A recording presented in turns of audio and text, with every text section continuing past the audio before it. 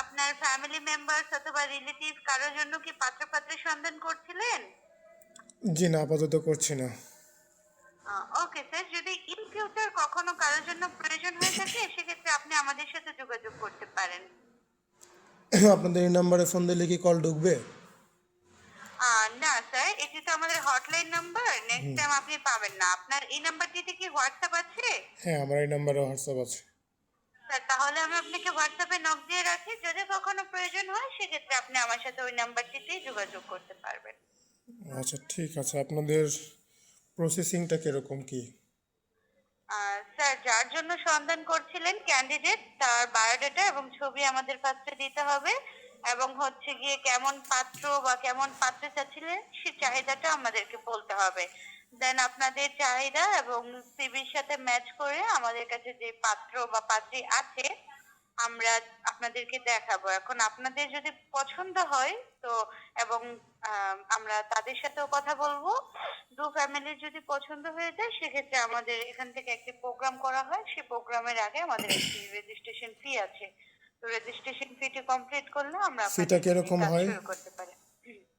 Sir, আমাদের এখানে registration ফিটি হচ্ছে আপনার এককালীন 15,000 টাকা।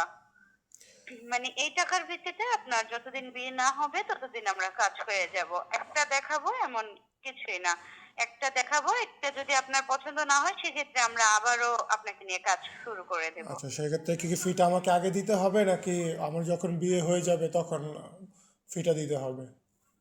না স্যার, আমরা যে প্রোগ্রাম করিয়ে থাকি মানে আপনার পছন্দ হবে এবং ওই ফ্যামিলিরও পছন্দ হবে, দুজনের পছন্দ হওয়ার পরে আমরা যখন সামনাসামনি একটি প্রোগ্রামের ব্যবস্থা করে থাকি সেই প্রোগ্রামটির আগে আমাদের ফিটি দিতে হয়। মানে আপনি যতবার প্রোগ্রাম করবেন আমাকে নিয়ে ততবার আমাকে 15,000 করে টাকা দিতে হবে, তাই তো? না না না স্যার, না না, ফি একবারে দিতে হবে, বাট প্রোগ্রাম তো আমরা যতদিন আপনার বিয়ে না হবে ততদিনই আমরা করব।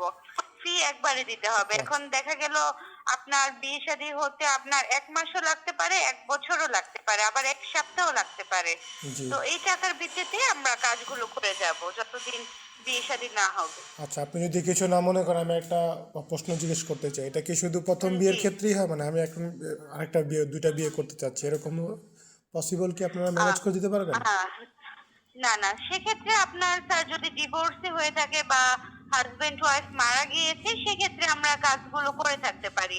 আর যদি আপনার ওয়াইফ অথবা হাজবেন্ড স্টিল আছে সেক্ষেত্রে তাদের পারমিশনটা আমাদের প্রয়োজন হয়। তারা যদি পারমিশন দেয় সেক্ষেত্রে আমরা কাজটা করে থাকি। দ্বিতীয় বিয়ের ক্ষেত্রেও আপনারা করতে পারবেন, তাই তো? হ্যাঁ হ্যাঁ, বাট পারমিশনটা প্রয়োজন হবে যে এখন তার আপনার পারমিশন ওয়াইফ। এখন তার পারমিশন হ্যাঁ হ্যাঁ লাগবে না, এখন তো ওটা রুল জারি হয়ে গেছে। হ্যাঁ। না না স্যার, আপনারা দেখেছেন যে নিউজ পারমিশন প্রয়োজন হয় না, বাট স্যার এখানে একটি সালিশ আছে যেখানে আপনার ওয়াইফের রায়টা অবশ্যই প্রয়োজন হয়ে থাকে।